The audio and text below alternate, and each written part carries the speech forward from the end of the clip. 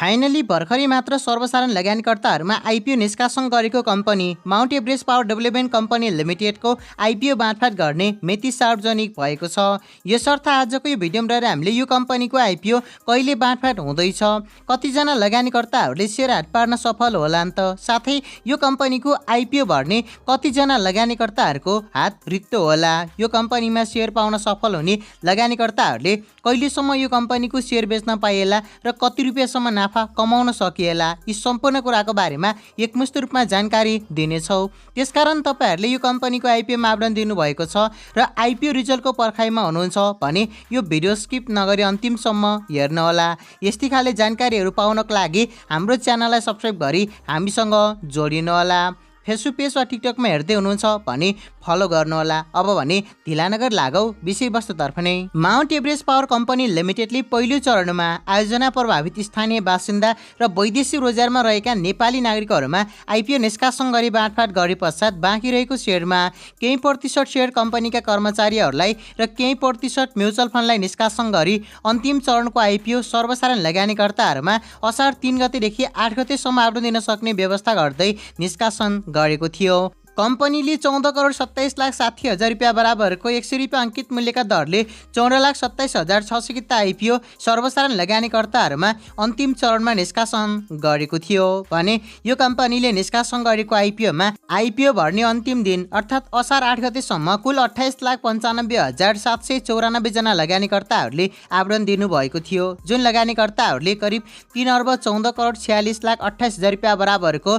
3,14,46,280 किता सेयरको लागि माग गर्दै आवेदन दिनुभएको छ, जुन कम्पनीले निष्कासन गरेको 14,27,600 किता सेयरभन्दा करिब 20.03 गुणाले बढी हुन आउँछ। यसरी मागभन्दा अत्याधिक धेरै आवेदन परेकोले अब कम्पनीको आइपिओ बाँडफाँड गर्दा कम्तीमा 10 किताको दरले गोला प्रथाको माध्यमबाट आइपिओ बाँडफाँड गरिनेछ। यसरी आइपिओ बाँडफाँड गर्दा यो कम्पनीको आइपिओ भर्ने योग्य लगानीकर्ताहरूमध्ये भाग्यमानी 1,42,760 जना लगानीकर्ताहरूले 10 किताको दरले सेयर हात पार्न सफल हुनुहुनेछ भने कम्पनीको आइपिओ भर्ने 27,53,034 जना लगानीकर्ताहरूको हात भने रित्तो हुने भएको छ। अर्थात् ठुलै सङ्ख्यामा लगानीकर्ताहरूको हात भने यो कम्पनीको आइपिओमा रित्तो हुने भएको छ। यसरी कम्पनीको आइपिओ बाँडफाँड भने असार 19 गते हुने भएको छ।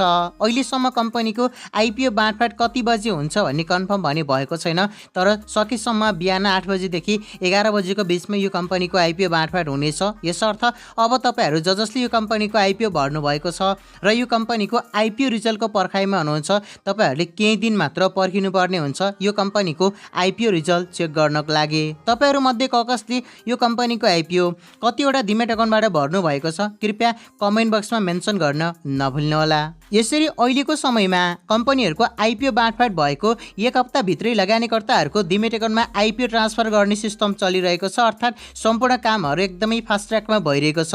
यसले गर्दा माउन्ट एभरेस्ट पावर डेभलपमेन्ट कम्पनीको पनि आइपिओ बाँडफाँड भइसक्यो भने सम्भवतः असार महिनाको अन्तिमसम्म यो कम्पनीको आइपिओ लगानीकर्ताहरूको डिमेट अकाउन्टमा आइसक्नेछ र साउन महिनाको पहिलो हप्तादेखि कारोबारमा हुने एकदमै हाई चान्स भएको छ। योभन्दा अगाडिका कम्पनीहरू 1 महिना 35 दिन 40 दिनसम्मको समय लगाएर मात्र डिमेट अकाउन्टमा आउने कारोबार गर्ने हुन्थ्यो भने अहिले केही समय अगाडिदेखि भने सबैजसो कम्पनीको सेयर 9-10 दिनभित्रमै लगानीकर्ताहरूको डिमेट अकाउन्टमा आउने र कारोबार पनि तुरुन्तै हुने भइरहेको छ। यसले गर्दा हामीले चाँडै यो कम्पनीको सेयर किनबेच गर्न पाउनेछौँ जसले यो कम्पनीको आइपिओ पाउनुहुनेछ। आइपिओ निष्कासन गर्दा इपिएस 5 रुपियाँ 13 पैसा र प्रतिशत नेटवर्क 106 रुपियाँ 84 पैसा रहेको छ। 100 रुपियाँभन्दा बढी प्रतिशत नेटवर्क भएकोले कम्पनीको सेयरले करिब 100 रुपियाँदेखि 300 रुपियाँसम्मको ओपनिङ रेन्ज र ओपनिङ प्राइस पनि यसैको बिचडे पाएर कारोबारमा आउनेछ र कारोबारमा आयो भने 1,000 को लगानी गरेर 10 किता सेयर हात पार्न सफल हुनुभएका लगानीकर्ता साथीहरूले यो कम्पनीमा 6 देखि 8,000 सम्मको पहिलो टार्गेटमा नाफा कमाउन सक्नुहुनेछ र त्यहाँसम्म जाँदा कम्पनीले राम्रै प्रफिटहरू गेन गर्दै गयो, सर्किट ब्याक टु ब्याक हान्दै गयो, सप्लाई आएन भने त्योभन्दा माथिको नाफाको आश गर्न सकिनेछ। त्यसको बारेमा हामीले कम्पनीको सेयर कारोबारमा हुँदा जानकारी दिनेछौँ। यसरी Mount Everest power development company लिमिटेडको आइपिओ बाँडफाँड गर्ने मिति सार्वजनिक भएको। यो सँगै आजको भिडियो यति नै। अब भेटिनेछौँ अर्को नयाँ भिडियोमा।